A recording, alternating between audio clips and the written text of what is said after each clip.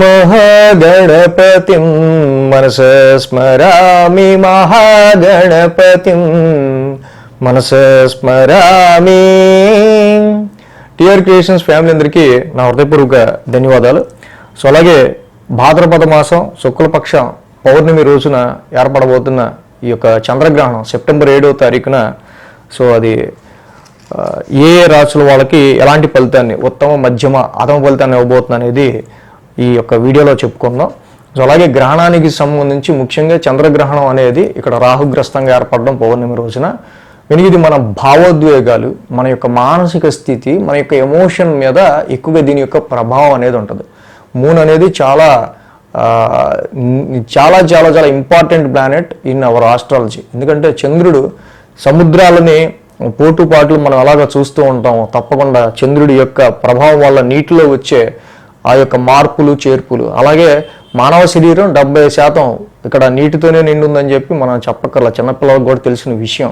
అది సముద్రాల మీద చూపించినప్పుడు మరి మానవ శరీరం 70% నీటితో ఉన్నప్పుడు మన మీద ఎందుకు చూపించదు?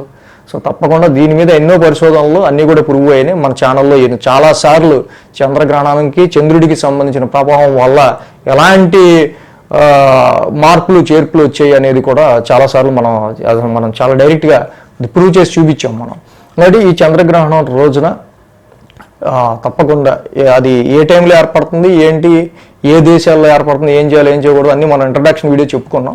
ప్రత్యేకించి ఇక్కడ ఉత్తమ మధ్యమ అధమ ఫలితాలు ఏ రాశులు పొందబోతుంది అనేది ఇక్కడ చూద్దాం. ఇప్పుడు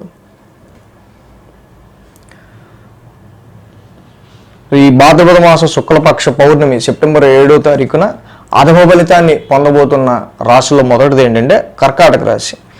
కర్కాటక రాశి వారికి మనం చూసినట్టయితే కనుక ఆల్రెడీ అష్టమ శని ప్రభావం వీరికి తొలగిపోయింది. అష్టమ శని ప్రభావం వీరికి తొలగిపోయినప్పటికీ కూడా బట్ వీళ్ళకి అష్టమ రాహు ప్రభావం అనేది మొదలైంది. సో దానికి తోడు రాశ్యాత్ అష్టమ స్థానంలో చంద్రుని యొక్క సంచారం ఆరోగ్యం మీద వీరికి ఎక్కువ ప్రభావం చూపబోతూ ఉంది.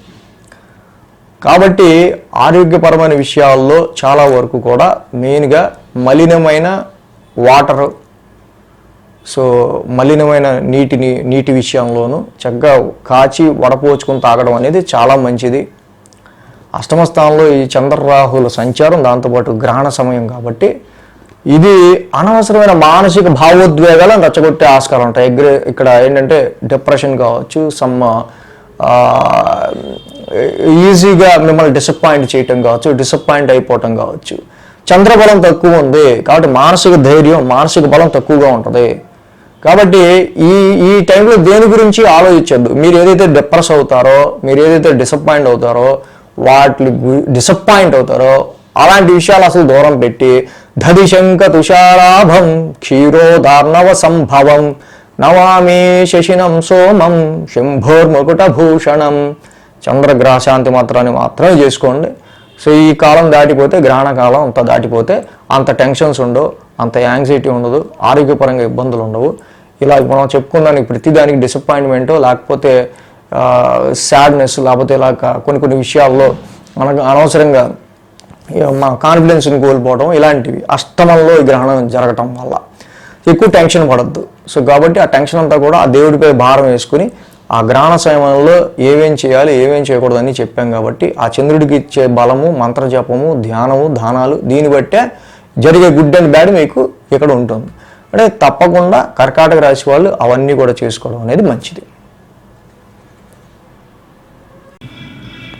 సో మొత్తంగా ఈ భాద్రపద మాస శుక్లపక్షంలో పౌర్ణమి రోజున సెప్టెంబర్ 7వ తారీఖున ఏర్పడుతున్న గ్రహణానికి సంబంధించి ఉత్తమ అలాగే మధ్యమ అధమ ఫలితాన్ని పొందబోతున్న రాశులు ఏంటని చెప్పుకున్నాం కదా. దాన్ని బట్టి ఏం చేయాలో కూడా చెప్పుకున్నాం.